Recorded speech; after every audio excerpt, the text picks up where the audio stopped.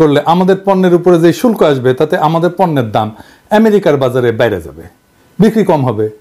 এই সমস্যা বাংলাদেশের একার না, পৃথিবীর সব দেশেরই সমস্যা।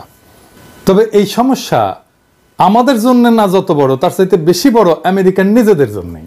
আমরা এটা পরে দেখব কেন এটা আমেরিকান নিজেদের জন্য সমস্যা, এবং সেই কারণে আমি মনে করি যে এটা খুব বেশি দিন টিকবে না এই অতিরিক্ত ট্যারিফ। কিন্তু আমরা পুরো বিষয়টা নিয়ে একটা আলাপ করলে আমাদের বুঝতে সুবিধা হবে সমস্যাটা আমরা কিভাবে মোকাবেলা করব, আর এই সমস্যা থেকে আমাদের সুবিধা কিভাবে আনতে পারি। আমরা একটু পিছন থেকে আলাপ করি।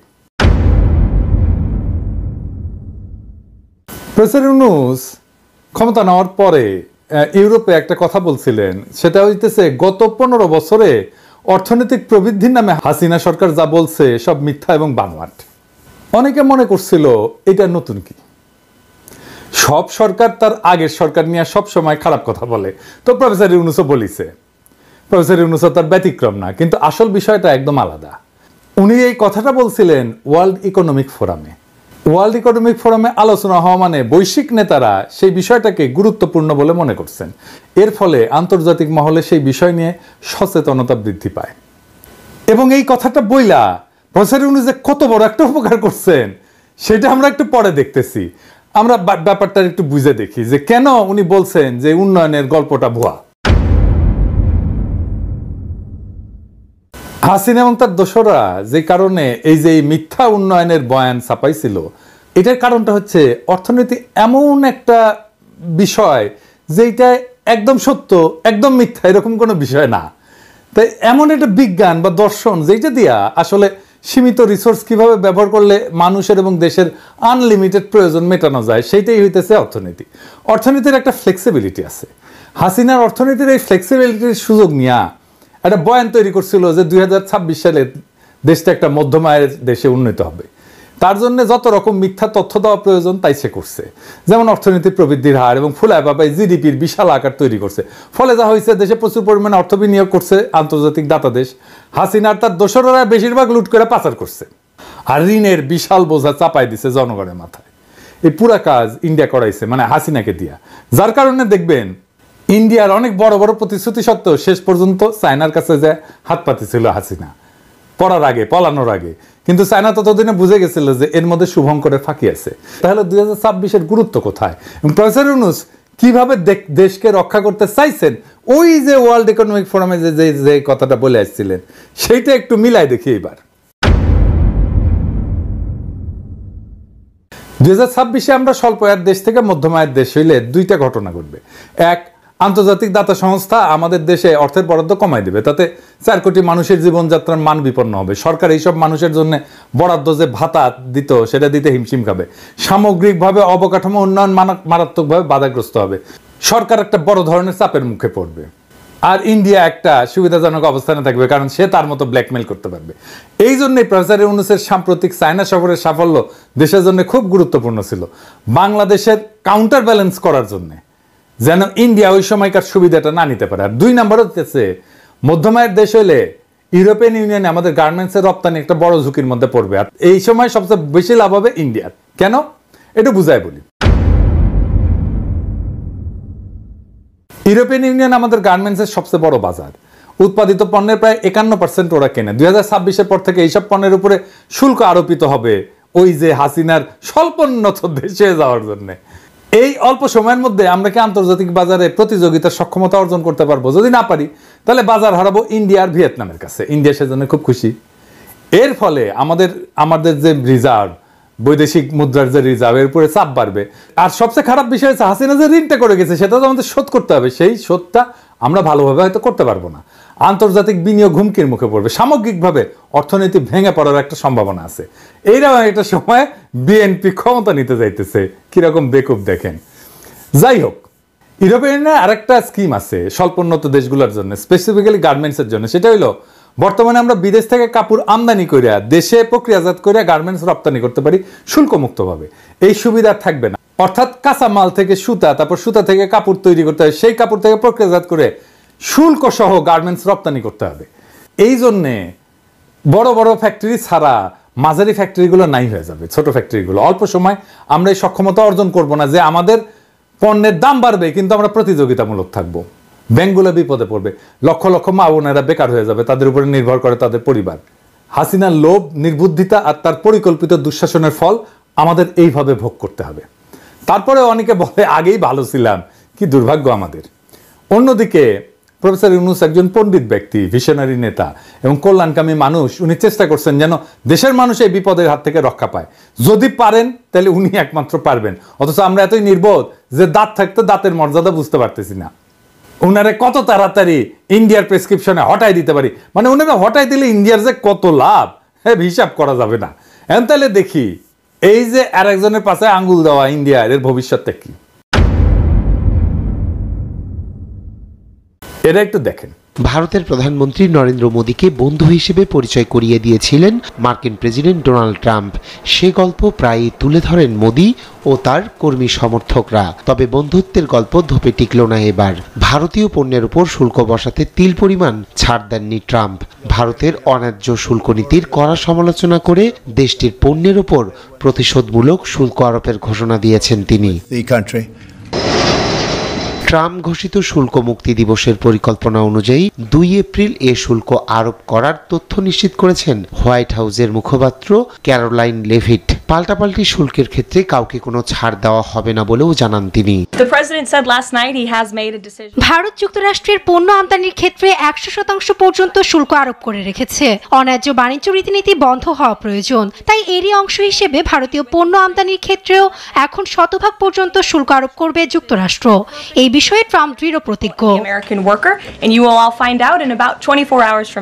আমার ক্ষুদ্র ভ্রাতার ভগ্নীদের জন্য করছি যে বিষয়টা বোঝার আগে কয়েকটা জিনিস একটু দেখে আসি। এই আলাপগুলো আমি আগে করছি, কিন্তু তারপরেও এটা আরেকবার শুনলে কোনো অসুবিধা নেই। আমাদের বৈদেশিক মুদ্রার রিজার্ভ এটা কি এবং গুরুত্বপূর্ণ কেন? যে কোনো দেশ এই ফরেন এক্সচেঞ্জ রিজার্ভ এটা আয় করে দুই ভাবে, পণ্য অথবা সার্ভিস রপ্তানি করে, 2 নাম্বার প্রবাসীদের পাঠানো বৈদেশিক মুদ্রা থেকে।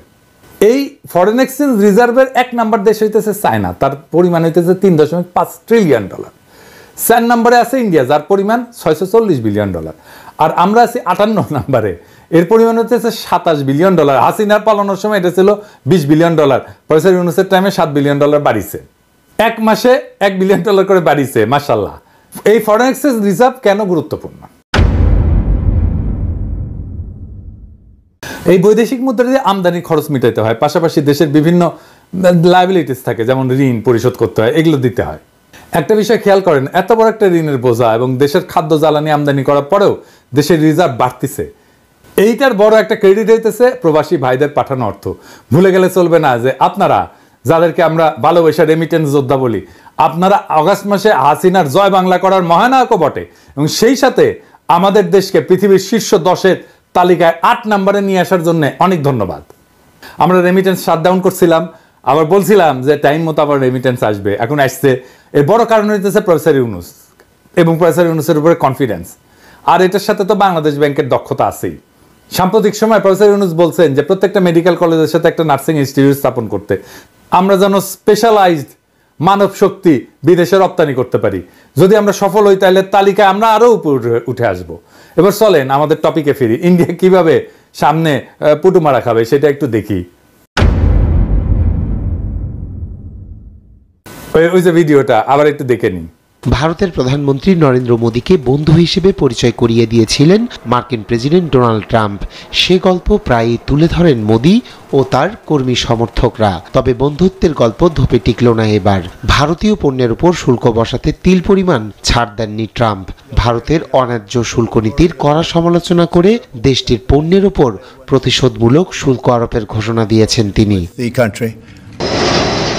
ট্রাম্প ঘোষিত শুল্ক মুক্তি দিবসের পরিকল্পনা অনুযায়ী 2 এপ্রিল এ শুল্ক আরোপ করার তথ্য নিশ্চিত করেছেন হোয়াইট হাউসের মুখপাত্র ক্যারোলাইন লেভিট। পাল্টাপাল্টি শুল্কের ক্ষেত্রে কাউকে কোনো ছাড় দেওয়া হবে না বলেও জানান তিনি। ভারত যুক্তরাষ্ট্রের পণ্য আমদানির ক্ষেত্রে 100% পর্যন্ত শুল্ক আরোপ করে রেখেছে। অন্যায্য বাণিজ্য রীতিনীতি বন্ধ হওয়া প্রয়োজন, তাই এরই অংশ হিসেবে ভারতীয় পণ্য আমদানির ক্ষেত্রেও এখন 100% পর্যন্ত শুল্ক আরোপ করবে যুক্তরাষ্ট্র। এই বিষয়ে ট্রাম্প দৃঢ় প্রতিজ্ঞ। এইভাবে আমেরিকা বাজ পড়বে সামনে। 100% ট্যারিফ বসালে কিভাবে ইন্ডিয়া মারা খাবে 2023-24 সালে ইন্ডিয়া পণ্য রপ্তানি করছিল $441 বিলিয়ন, যার মধ্যে 20% ছিল আমেরিকার বাজারে, যার পরিমাণ $85 বিলিয়ন। 100% ট্যারিফের ঠাপে ইন্ডিয়া মাথা নত করে বলছে তারা আমেরিকার উপরে যে আরোপ করছিল ট্যারিফ 100% এই কৃষিজাত পণ্যের উপরে, সেটা কমাবে। তারপরেও 26% ট্যারিফ তাদের ক্ষতি করবে, প্রায় $33 বিলিয়ন। আর আমাদেরও ক্ষতির মুখে পড়তে হবে। কিন্তু জিএসপি সুবিধা পুনরুদ্ধার করতে পারলে আমাদের কোনো সমস্যা হইতো না। কিন্তু হাসিনার সরকারকে বারবার এই বিষয় নিয়ে তাগাদা দেওয়ার পরেও সে কোনো গা করে নাই, কারণ তাহলে ইন্ডিয়ার গার্মেন্টস রপ্তানি করতে পারবে না। আর বর্তমানে দেশের ভিতরে শ্রমিক আন্দোলনের নামে হাসিনার অনুগত গার্মেন্টস মালিকরা, স্পেন্সাররা যা করতেছে তাতে বর্তমান সরকার একটা চ্যালেঞ্জের মধ্যে পড়বে। কিন্তু দেশবাসী প্রফেসর ইউনূসের উপর ভরসা আছে, উনি নিশ্চয়ই একটা রাস্তা খুঁজে বের করবেন। একইভাবে বাংলাদেশ ইন্ডিয়ার জন্য একটা বড় মার্কেট, কাজেই ইন্ডিয়াকে বুঝতে হবে যে বাংলাদেশের সাথে টাল্টি বাল্টি করে পার পাওয়া যাবে না। হাসিনাকে বাংলাদেশের হাতে তুলে দিতে হবে বিচারের জন্য, অথবা দৌড়ের উপরে থাকতে হবে, নতুন মার্কেট খুঁজতে হবে বাংলাদেশে, যে মার্কেট তারা হারাবে। কারণ আমরা ভারতীয় পণ্য বয়কট করব, ভারতীয় পণ্য আর আমদানি করব না, আর ব্যবহার করব না। প্রফেসর ইউনূসের সফল চায়না সফর ইন্ডিয়ার জন্য একটা নতুন চ্যালেঞ্জ তৈরি করবে। আমরা এই মাইনকাসিপা এনজয় করব। এবার আসেন দেখি ইন্ডিয়ার সার্ভিস এক্সপোর্টে ইন্ডিয়ার অবস্থানটা কি। ইন্ডিয়া প্রায় $333 বিলিয়ন আয় করছিল সার্ভিস এক্সপোর্ট করে। ওইটারও সবচেয়ে বড় বাজার হইতেছে আমেরিকা, যাকে বলে সোনায় সোহাগা। এই সার্ভিস এক্সপোর্টের প্রায় 45% আসে আইটি এবং টেক সার্ভিস সেলস থেকে। যদি ইন্ডিয়া চায় তাদের পণ্য রপ্তানি যেটা কমবে সেটা সার্ভিস এক্সপোর্ট থেকে কভার করবে, তাহলে আমাদের এই সুযোগটা কাজে লাগানো উচিত। একটু বুঝাই বলি, এত বড় একটা বাজারে আমাদের দেশ এই তালিকায় 82 নম্বরে, আর ইন্ডিয়া 6 নম্বরে। তাইলে কিভাবে আমাদের বাজার বড় করবো আর ইন্ডিয়ার বাজার খাইয়া দিব? আসেন একটু দেখি। দুইটা বিষয় আমাদের বিবেচনা করতে হবে। 1 নাম্বার, ইন্ডিয়ার প্রায় 35% আয় আসে ট্রাভেল এবং ট্যুরিজম থেকে, আর শিপিং এবং এয়ারলাইন সার্ভিস থেকে। ইন্ডিয়াতে চিকিৎসা যাওয়া বন্ধ, চায়নাতে যাব আমরা। আপনি জানেন তো চায়নাতে এখন ব্যবস্থা হচ্ছে। প্রফেসর ইউনূস সম্প্রতি চায়না সফরে চিকিৎসার উপর জোর দিয়ে আসছে, কম খরচে বিদেশি চিকিৎসা এবং ওয়ার্ল্ড ক্লাস চিকিৎসা হবে চায়নাতে। আর 2 নাম্বার, 45% এক্সপোর্ট যে খাত থেকে আসে তা আমার ক্ষুদ্র ভ্রাতা এবং ভগিনীরা অনেকাংশে ম্যানেজ দিতে পারবে। ওদের আইটি কাজের দক্ষতা আছে, এখন ফ্রিল্যান্সিং করছে। তাদের দরকার প্রাতিষ্ঠানিক সাপোর্ট, এবং এদের দরকার হচ্ছে হাই ভ্যালু ক্লায়েন্ট খুঁজে বের করা, যেটা সরকার ব্যবস্থা করে দিতে পারে। আর দরকার হচ্ছে high speed internet. Professor Yunus তো স্টারলিংক নিয়ে আসতেছে, এটা একটা যুগান্তকারী সিদ্ধান্ত। এর ফলে আমাদের প্রত্যন্ত এলাকায় আমার ক্ষুদ্র ভ্রাতা আর ভগিনীরা সহজে দ্রুততার সাথে তাদের কাজ ডেলিভার করতে পারবে। প্রফেসর ইউনূসের ফরেন মিশনগুলোকে দায়িত্ব দেওয়া উচিত, যার তারা যেন আইটি এবং টেক সাপোর্টের কাজ খুঁজে বের করে। একই সাথে আমি রিকোয়েস্ট করবো আমাদের দেশীয় এবং প্রবাসী উদ্যোক্তাদের, আপনারা এই তরুণ প্রতিভাকে কাজে লাগান। আমরা 82 নম্বরে থাকতে চাই না, ইন্ডিয়ার বাজার খাইয়া দিতে চাই। ইন্ডিয়া দৌড়ের উপরে আছে, ওরে আরো বেশি দৌড়ের উপরে রাখা যেতে পারে, ওর মার্কেটটা খাইয়া ফেলতে হবে। এই জায়গায় আমরা ওর মার্কেটটা খাইয়া দিব। এবার আসেন, আমেরিকা যে ট্যারিফ বাড়াইছে তার ফলে আমেরিকার অর্থনীতিতে কি হইতে পারে। মার্কিন অর্থনীতি এবং বাণিজ্যে মারাত্মক নেতিবাচক প্রভাব পড়বে। 2018 সালে ট্রেড ওয়ার হয়েছিল একটা, চীনের উপরে প্রতিশোধমূলক ট্যারিফ বসাইছিল আমেরিকা। এর কারণে মার্কিন কৃষকেরা $27 বিলিয়ন সাহায্য পাইছিল। কিন্তু তারপরেও দীর্ঘমেয়াদে চীনের বাজারে আমেরিকার মার্কেট শেয়ার কমে গেছিল। ট্রেড ওয়ারটা কি ছিল একটু বুঝে দেখি। এখনকার এই অবস্থার সাথে মিল আছে, আপনারাও বুঝবেন কি গ্যাঞ্জামে পড়তে যাচ্ছে আমেরিকা। এইটা মূলত 2018 থেকে 2019 সালের মধ্যে আমেরিকা এবং চীনের মধ্যে একটা যুদ্ধ, বাণিজ্য যুদ্ধ। কিভাবে শুরু হয়েছিল? এই ডোনাল্ড ট্রাম্প 18 সালে চীনা পণ্যের উপরে 50 বিলিয়ন মূল্যের ট্যারিফ আরোপ করে। চীন পাল্টা ব্যবস্থা নেয় এবং মার্কিন কৃষি পণ্যে ট্যারিফ আরোপ করে। উভয় দেশ একাধিক ধাপে একে অন্যের পণ্যে ট্যারিফ আরোপ করতে থাকে এবং বৈশ্বিক বাণিজ্যে খুব অস্থিরতা তৈরি হয়। উভয় দেশের রপ্তানি এবং আমদানি খরচ দুইটাই বেড়ে যায়। মার্কিন কৃষকরা আর্থিক ক্ষতির সম্মুখীন হয়, চায়না খুব একটা বেশি ক্ষতির সম্মুখীন হয়নি। 2020 সালে আমেরিকা এবং চীন একটা চুক্তি স্বাক্ষর করে, ফেজ 1 চুক্তি বলে। এই চুক্তি স্বাক্ষরের মাধ্যমে দ্বিপাক্ষিক বাণিজ্য সম্পর্ক কিছুটা স্বাভাবিক হয়। চুক্তি অনুযায়ী চীন মার্কিন কৃষি পণ্য কেনার প্রতিশ্রুতি দেয় এবং কিছু ট্যারিফ শিথিল করা হয়। কিন্তু তারপরেও আমেরিকা তার বাজার, কৃষি পণ্যের বাজার চীনে আর পুরাটা ফিরে পায়নি। সে ট্যাক্স দিয়ে আয় করছে, $50 বিলিয়ন আয় করতে চাইছিল, ওদের উল্টা ভর্তুকি দিতে হয়েছে $27 বিলিয়ন আমেরিকান কৃষকদেরকে। নতুন ট্যারিফ দেওয়ার ফলে আমেরিকার মুদ্রাস্ফীতি হবে, ভোক্তার ব্যয় বৃদ্ধি পাবে, কারণ উচ্চ ট্যারিফের কারণে আমদানিকৃত পণ্যের দাম বাড়বে, যা মার্কিন ভোক্তাদের ব্যয় বাড়াবে। ওই ট্রেড ওয়ারের কথা বলি। ট্রেড ওয়ারে $50 বিলিয়ন একটা এক্সট্রা ট্যারিফ চীনের পণ্যের উপরে বসাইছিল। এর ফলে আমেরিকার রপ্তানি করে কমে যায় $30 বিলিয়ন, আর $27 বিলিয়ন ভর্তুকি দিতে হয় আমেরিকান কৃষকদেরকে। তার মানে $7 বিলিয়ন লস আমেরিকার। ট্যারিফ উভয় পক্ষের ক্ষতি করে, চাকরি কমে আসে, বিনিয়োগ সংকট হয়, এবং ট্যারিফ বেড়ে গেলে যদি কাঁচামালের দাম বেড়ে যায় তখন করে কি কোম্পানিগুলো এমন একটা জায়গায় তার ম্যানুফ্যাকচারিং প্ল্যান্ট নিয়ে যায়, উৎপাদনের ব্যবস্থা নিয়ে যায় যেখানে ট্যারিফ কম। এই জিনিসটা মাথায় রেখেন, এই বিষয়টার আমরা সুবিধা নেব। এইখানে আমাদের নতুন পরিকল্পনা করতে হবে যেন আমরা এই আমেরিকান ট্যারিফ বানানোর এই সুবিধাটা আমরা পুরাটা নিতে পারি। আপনি যদি এমনকি অর্থনীতির গুরুদের তত্ত্বগুলো দেখেন, এইখানে দেখবেন যে এই উচ্চ ট্যারিফ এইটাকে খুব ডিসকারেজ করা হয়েছে। ইতিহাসেও যদি আমরা দেখি তাহলে দেখবো যে যখন ট্যারিফ বসানো হয়েছে তখন একটা মন্দা চলে আসছে অর্থনীতিতে। 1930 সালে স্মুথ হাউলি ট্যারিফ বলে ট্যারিফ বসানো হয়েছিল। এই উচ্চ ট্যারিফের ফলে বৈশ্বিক বাণিজ্য 60% কমে গেছিল এবং যেটা মহামন্দাকে ত্বরান্বিত করছিল। অর্থনীতির তাত্ত্বিকেরা ট্যারিফ নিয়ে মেলা নসিহত করে গেছে। ডেভিড রিকার্ডোর নাম শুনছেন, উনি বলছেন যে ট্যারিফের মাধ্যমে সম্পদের অপচয় হয় এবং অর্থনৈতিক উন্নয়ন ব্যাহত হয়। এবং ওই যে ট্রেড ওয়ার হয়েছিল না, ওই সময় IMF একটা হিসাব দিছিল যে বৈশ্বিক জিডিপি 0.8%, প্রায় 1% কমে গেছিল। তো আমরা দেখলাম যে আমরা একটা বড় সমস্যায় পড়তে যাচ্ছি, গোটা পৃথিবী পড়তে যাচ্ছে। এখন এটার সুবিধা বাংলাদেশ কিভাবে নেবে? আমরা কিছু র্যাডিক্যাল পদক্ষেপ নিতে হবে। আমি জানি না প্রফেসর ইউনূসের সরকার এই পদক্ষেপ নিবে কিনা, কিন্তু আমার বিবেচনায় একটা ক্যালকুলেটেড রিস্ক এখানে নেওয়া যায়। এই সিদ্ধান্তটা অর্থ মন্ত্রণালয় একা নিতে পারবে না, এই সিদ্ধান্ত নেওয়ায় প্রফেসর ইউনূসের সংশ্লিষ্টতা লাগবে। আর আমি মনে করি না সরকারের ইন্টারনাল এক্সপার্টাইজ আছে যে যা দিয়া এই পরিকল্পনার ইম্প্যাক্ট আর কন্টিজেন্সি প্ল্যান করতে পারবে।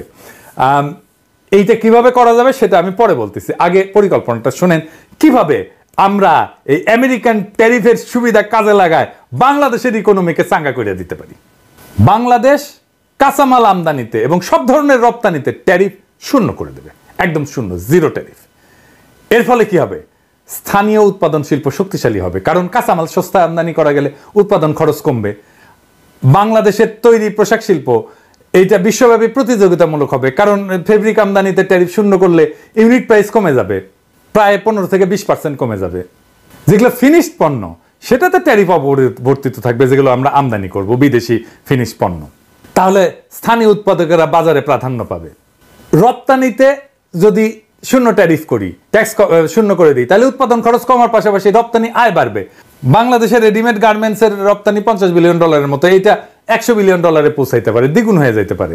আমরা অন্য পণ্যের রপ্তানিও বাড়াইতে পারি, যেমন ফার্মাসিউটিক্যালস, চামড়ার পণ্য, IT সার্ভিস, এর নতুন খাতের বিকাশ ঘটবে এবং বিদেশি বিনিয়োগ আকর্ষিত হবে, কারণ সস্তা কাঁচামাল, কোনো ট্যাক্স নাই, অর্থাৎ সস্তা শ্রম তো আছেই। ফলে বহুজাতিক কোম্পানি বাংলাদেশে উৎপাদনের ইউনিট স্থাপনে আগ্রহী হবে। আর কি হবে? বিদেশি কোম্পানিগুলো যদি আসে, আধুনিক উৎপাদন প্রযুক্তি স্থানীয় শিল্পে আসবে, আমরা এই প্রযুক্তি শিখব। এবং ভিয়েতনামে সেমিকন্ডাক্টর শিল্পের বিকাশে এই কাঁচামালের ট্যারিফ শূন্য নীতি গুরুত্বপূর্ণ ভূমিকা রাখছে। এবং এই করলে রেডিমেড গার্মেন্টস বলেন, প্লাস্টিক বলেন, ফার্মাসিউটিক্যালস বলেন, প্রায় 10 থেকে 15 লক্ষ নতুন চাকরি তৈরি হবে। বাংলাদেশের 84% রপ্তানি আসে রেডিমেড গার্মেন্টস থেকে। কাঁচামাল যদি শূন্য ট্যারিফ করা হয় তাহলে এই খাতের দক্ষতা এবং উৎপাদনশীলতা বাড়বে। এই যে ভিয়েতনাম কাঁচামাল আমদানিতে ট্যাক্স শূন্য কইরা 23 সালে $370 বিলিয়ন রপ্তানি করছে। চীন এইভাবে উন্নতি করছে। 2001 সালে WTO-তে যোগদানের পরে কাঁচামালের ট্যারিফ কমাই দেয় বিশ্বের ফ্যাক্টরিতে পরিণত হয়েছে। আর ফিনিশ পণ্য আমদানিতে ট্যারিফ যদি অপরিবর্তিত থাকে তাহলে বিদেশি পণ্যের দাম স্থিতিশীল থাকবে, যা স্থানীয় উৎপাদকের জন্য সুযোগ তৈরি করবে। কিন্তু এটা সম্ভাব্য চ্যালেঞ্জ আছে, সেটাও আলাপ করে নিই যে কি কি চ্যালেঞ্জ আছে। কাঁচামাল আমদানি থেকে রাজস্ব আয় কমবে, এটা আসলে কতখানি কমতে পারে? আমাদের মোটামুটি ধরেন 15%-এর মতো রাজস্ব আয় আসে কাস্টমস শুল্ক থেকে, তো এটা কমে যাবে। আবার ফিনিশ পণ্যকে কাঁচামাল হিসেবে চালায় ট্যারিফ ফাঁকি দেওয়ার চেষ্টা করতে পারে। তো এইটা কাস্টমসকে দেখতে হবে। অনেক সিস্টেম আছে, যেমন ধরেন কাঁচামালের স্পেসিফিকেশন এবং ব্যবহার ট্র্যাক করার জন্য ব্লকচেন প্রযুক্তি ব্যবহার করা যায়, এটা ডিটেলে গেলাম না। স্মাগলিং এর জন্য কঠোর শাস্তিমূলক ব্যবস্থা নেওয়া যায়, আর এরকম ভুল ডিক্লারেশন দেওয়ার জন্য শাস্তিমূলক ব্যবস্থা নেওয়া যায়। কিন্তু এই যে পরিকল্পনা, এটার ইম্প্যাক্ট অ্যানালাইসিসটা কিভাবে করা যায়, কে করতে পারে? এটার জন্য আমার মনে হয় যে বিদেশি কনসাল্টিং ফার্মকে নেওয়া যেতে পারে, ম্যাকিনসি এবং বিসিজি এদেরকে দায়িত্ব দেওয়া যেতে পারে। ওরা রাজস্ব কাঠামো রূপান্তরের সংস্কারের জন্য এক্সপার্ট। তারপরে পিডাব্লিউসি বা ডেলয়েট, এরা ডিজিটাল ট্যাক্স সিস্টেম এবং কাস্টমার অটোমেশনের জন্য এক্সপার্ট। আর আমরা অবশ্যই ওয়ার্ল্ড ব্যাংক, এডিবি যারা আমাদের অর্থায়ন করে, IMF, তাদেরকে ইনভলভ করব এই পুরো মূল্যায়নের জন্য। তো এই বাংলাদেশ এখন একটা সংকটময় সন্ধিক্ষণে দাঁড়ায় আছে। হাসিনার ফ্যাসিস্ট শাসনের রাজনৈতিক অপরিণামদর্শিতা, দুর্নীতি এবং বৈদেশিক নির্ভরতার কৌশল আমাদের অর্থনীতিকে ধ্বংসের দ্বার প্রান্তে নিয়ে গেছে। দেশের জনগণ আজ বুঝতে পারছে যে 15 বছরের মিথ্যার আবরণ ফুটে বেড়ায় আসছে এক ভয়ঙ্কর বাস্তবতা, অর্থনৈতিক অবনতি, বেকারত্ব এবং আন্তর্জাতিক মহলে বিশ্বাসযোগ্যতার সংকট। কিন্তু ইতিহাস সাক্ষী, কোন স্বৈরাচারী চিরকাল টিকে থাকতে পারেনি, হাসিনাও টিকে থাকেনি। আজ বাংলাদেশে যে পরিবর্তনের ঢেউ উঠছে তা থামানো যাবে না। প্রফেসর ইউনূসের নেতৃত্বে আমরা একটা নতুন অভিযাত্রার সূচনা করছি, যেখানে সুশাসন, জবাবদিহিতা, অন্তর্ভুক্তিমূলক অর্থনীতির ভিত্তিতে একটা নবযুগের সূচনা হবে। আমাদের নতুন নতুন আইডিয়া দিয়ে আমরা নতুন নতুন অপরচুনিটি, নতুন নতুন সুযোগ সৃষ্টি করব। সমস্যাকে আমরা সুযোগে রূপান্তরিত করব। 2026 সালের মধ্যম আয়ের দেশে উত্তরণের পথে হাসিনা সরকারের কৃত্রিম সাফল্যের ফাঁপাদম্ভের মুখোশ উন্মোচিত হচ্ছে। আন্তর্জাতিক মঞ্চে যখন বাংলাদেশের অর্জনকে প্রশ্নবিদ্ধ করা হচ্ছে, তখন একটা কথা স্পষ্ট, এই লুটপাটের রাজনীতি আর চলতে দেওয়া যাবে না। প্রফেসর ইউনূস বিশ্ব অর্থনৈতিক ফোরামে যখন সত্য উচ্চারণ করছেন, যখন বিশ্বব্যাপী বাংলাদেশের প্রতি এক নতুন আশা জাগছে, একটা গণতান্ত্রিক সুশাসিত আত্মনির্ভর বাংলাদেশের, আমরা আর কোনো মিথ্যার কাছে এই সময় আত্মসমর্পণ করব না। আমরা কোনো সমস্যার কাছে দেশকে বন্দী হতে দেব না। অর্থনীতিকে পুনর্গঠনের মাধ্যমে আমরা বিশ্ববাজারে আমাদের নিজেদের অবস্থান করে নেব। যেই চ্যালেঞ্জই আসুক না কেন, আমরা মাথা নত করব না। আমরা সেই চ্যালেঞ্জকে সুযোগে রূপান্তরিত করব। কারণ এই জাতি জানে পরিবর্তন অবশ্যম্ভাবী, পরিবর্তন অপরিহার্য। বাংলাদেশের যুব সমাজ, শ্রমিক, প্রবাসী ভাই বোনেরা একত্রিত হয়ে আমরা আজকে শপথ নেব, দেশকে আবার আমরা নতুন কইরা গড়ে তুলব। দেশের সামনে সমস্ত সমস্যার পাহাড়কে আমরা একসাথে সরাবো। প্রত্যেকটা নাগরিকের মৌলিক অধিকার নিশ্চিত করে, অর্থনৈতিক স্বাধীনতা অর্জন করে, বৈশ্বিক শক্তির চাপে মাথা উঁচু করে দাঁড়ায় বলবো, বাংলাদেশ জাগছে, বাংলাদেশ জিতবেই।